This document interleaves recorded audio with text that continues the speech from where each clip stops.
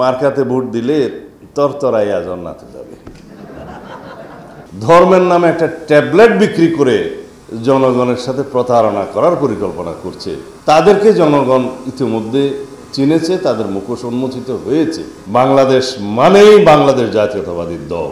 জ্ঞানভিত্তিক, মেধাভিত্তিক, প্রযুক্তিভিত্তিক রাজনীতির চর্চা করতে হবে, যাতে করে অন্য কোনো সংগঠন ধারে কাছেও না আসতে পারে।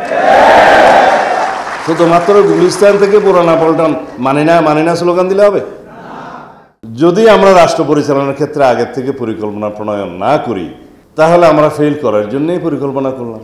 এখন এই কথাটা তো আমাদের ধর্ম ব্যবসায়ী বন্ধুদের উদ্দেশ্যে বলা হয়ে গেল মনে হয়। তারা কেবলই বলছে যে এখানে একটু মার্কাতে ভোট দিলে তরতরাইয়া জান্নাতে যাবে।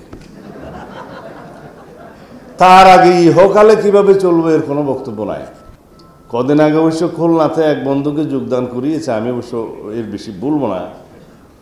তারাও এখন একই কথা বলছে আর কি, বলছে আচ্ছা এর বেশি বলা ঠিক হবে না বোধ হয়।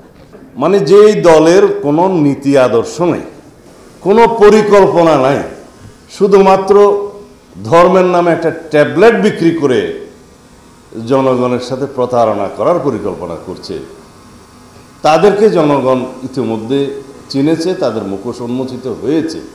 আমরা বাংলাদেশ জাতীয়তাবাদী দল, যিনি সৃজন করেছেন, প্রতিষ্ঠা করেছেন শহীদ রাষ্ট্রপতি জিয়া রহমানের রাজনৈতিক জন্ম থেকে তার শাহাদত বরণ পর্যন্ত, এবং দেশনেত্রী বেগম খালেদা জিয়ার রাজনীতিতে পদার্পণ থেকে আজ পর্যন্ত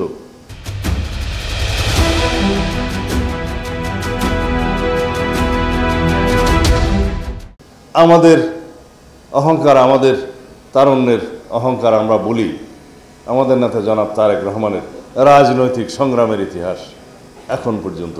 এই তিনটা বিশ্লেষণ করলে 5 মিনিটের মধ্যে বাংলাদেশ মানেই বাংলাদেশ জাতীয়তাবাদী দল।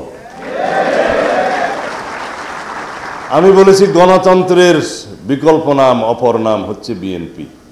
আমরা বুড়া হয়ে গেছি, আমরা প্রশিক্ষণ দিয়ে তারপর বিদায় নেব।